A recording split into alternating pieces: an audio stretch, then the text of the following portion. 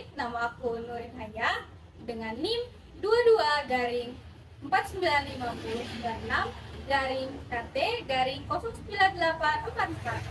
Di sini, aku dari kelompok Dasper D1 akan menyampaikan kepada kalian hasil pengamatan dari kelompok kami, yaitu pengamatan pohon kiputri di sekitar daerah Fakultas Teknologi Pertanian. Halo teman-teman, nama saya Muhammad Fitra. NIM 22-497 dari KT dari 0977. Jadi di sini saya akan menjelaskan tentang penyakit embun jelaga. Halo teman-teman, perkenalkan nama saya Lila Asmili dengan NIM 22-502-4-KT-099229. Di sini saya akan menjelaskan mengenai raya pohon yang menyerang kiputri. Halo teman-teman, perkenalkan saya Mega Putri Kartika dengan NIM 20-459-129 KT-09294. Teman, nama saya Malaysia Praja Pratama dengan NIM 22-49334-KT-09782. Hari ini saya akan menjelaskan cara mengatasi penyakit pada kiputri, yaitu raya pohon dan juga embun jelaga. Podocarpus nerifolius atau kiputri adalah spesies pohon konifer yang termasuk ke dalam famili Podocarpaceae. Kawasan pertumbuhan alaminya ditemukan di hutan-hutan India, Nepal, Cina, Indonesia, Malaysia, dan kawasan Asia tropis dan subtropis lainnya. Tumbuhan ini berumah dua, seperti kebanyakan tumbuhan konifer lainnya. Organ jantan berupa untai kecil berwarna kekuningan, dan organ betina membawa biji yang tertutup salut biji atau aril dengan struktur aksesori di pangkalnya berupa bengkakan berwarna ungu gelap. Kiputri lebih menyukai iklim dengan curah hujan tahunan rata-rata dalam kisaran 1.500 sampai 3.700 mm dengan hujan musim panas yang terdistribusi secara merata dan hingga 5 bulan musim kemarau. Pohon kiputri tumbuh optimal pada suhu 25 sampai 30 derajat Celcius dengan bulan-bulan terdingin hanya antara 8 sampai 24 derajat Celcius. Pohon kiputri dapat mencapai tinggi 10 sampai 40 meter dengan diameter batangnya 15 sampai 53 cm. Batang bebas cabang sampai 20 meter, tajuk sering berbentuk kubah, dan daunnya menggerombol di bagian ujung. Tipe daunnya bersilang berhadapan, berbentuk pita, dengan panjang 6,7 sampai 8,7 cm, lebarnya 0,7 cm, dan tangkainya 0,5 mm dengan ujung melancip atau ujungnya tajam. Runcing, pangkal membaji, ibu tulang daun pada permukaan atas menonjol, dan tepi melekuk ke bawah. Kayu kiputri termasuk kelas 2. Warna kayunya putih kekuningan dan bisa dipakai untuk konstruksi. Daun kiputri itu tunggal, berpasangan, dan berkarang. Tangkai daun panjangnya 1-3 mm. Helaian daun bagian atasnya mengkilat. Tepi daun rata, ujung daun runcing berbentuk lonjong sampai memanjang. Biasanya panjangnya 1-4 cm dengan lebar 0,3-0,5 cm. Urat daun kiputri berbentuk garis linier memanjang dari pangkal daun sampai ujung daun. Pohon ini biasanya tumbuh pada ketinggian 650 meter sampai dengan 1600 meter di atas permukaan laut. Namun, terdapat beberapa varietas yang toleran tumbuh di elevasi rendah. Tipe yang kerdil biasanya ditanam orang sebagai tanaman pembatas jalan, seperti yang ditanami pada daerah sekitar Fakultas Teknologi Pertanian Universitas Gadjah Mada. Oke, selanjutnya hama dan penyakit embun jelaga. Embun jelaga adalah masalah yang sering dihadapi oleh petani, terutama di daerah yang memiliki suhu rendah dan kelembapan tinggi, seperti daerah pegunungan atau daerah dengan iklim yang berkabut. Embun jelaga adalah cairan air yang terbentuk pada permukaan tanaman, terutama di pagi hari ketika suhu udara lebih dingin daripada suhu tanaman. Embun jelaga dapat memicu perkembangan jamur, bakteri, dan virus yang menginfeksi tanaman dan menimbulkan kerusakan. Penyebab utama dari embun jelaga sendiri ialah kelembapan tinggi, suhu yang rendah, kepadatan tanaman, nutrisi tanaman yang tidak seimbang, dan serangan hama.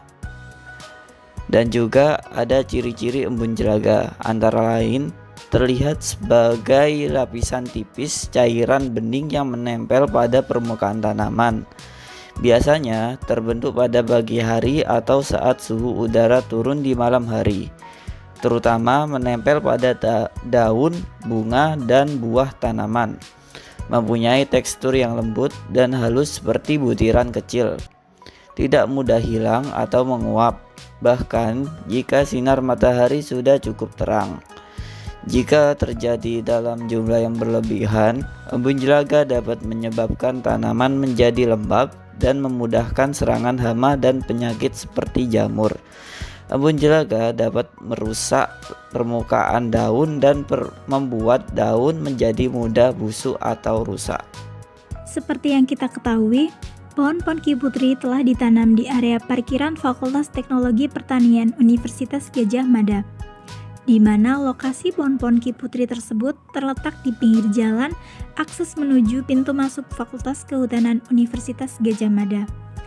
Adanya pohon-pohon kiputri tersebut menambah keasrian dan menciptakan kondisi fisik yang mendukung terwujudnya suasana akademik yang nyaman. Oleh karena itu, kita harus peka mengenai gangguan hama yang menyerangnya. Pada pengamatan kami terhadap pohon kiputri tersebut, tampak sangat jelas adanya bekas sarang rayap pohon. Rayap merupakan serangga yang hidup berkoloni, terdiri dari beberapa kasta yaitu pekerja, prajurit, dan reproduktif atau raja yang masing-masing dicirikan dengan perbedaan morfologi. Pada tanaman, rayap dominan menyerang bagian pangkal batang tanaman yang menyebabkan tanaman tersebut keropos, roboh, dan mati. Serangannya semakin lama semakin melebar hingga ke bagian batang tanaman. Bila serangannya telah berada di permukaan tanah, akan membentuk tabung kembara di sekitar batang tanaman yang berasal dari bahan tanah yang berfungsi untuk mendapat sumber makanan dari tanaman tersebut, melindungi diri dari cahaya, dan mendeteksi bila ada serangan musuh. Akibat gangguan hama ini mengakibatkan kiputri rusak baik itu dari segi kualitas maupun kuantitas. Terdapat beberapa spesies rayap yang sering menyerang tanaman yaitu Macrothermus sp, Microthermus sp, Captothermus sp, dan Skedorhinothermus sp. Selain itu, adanya liana juga dapat mengganggu proses pertumbuhan kiputri itu sendiri. Karena liana dapat dengan cepat mengganggu pertumbuhan tanaman pokok secara mekanis, yaitu dengan cara membelit tanaman pokok mulai dari akar sampai tajuk dengan seluruhnya, sehingga tanaman pokok akan kalah bersaing dalam hal pengambilan cahaya, unsur hara, air, dan ruang tumbuh. Selanjutnya, kami juga menemukan tanaman epifit yang tumbuh menempel pada kiputri. Tanaman epifit tersebut memperoleh air dan nutrisi dari udara, hujan, substrat, dan seresah yang tersangkut pada permukaan kiputri. Tanaman epifit mendapatkan tempat hidup dan manfaat dari kiputri, akan tetapi kiputri sendiri tidak mendapatkan kerugian apapun.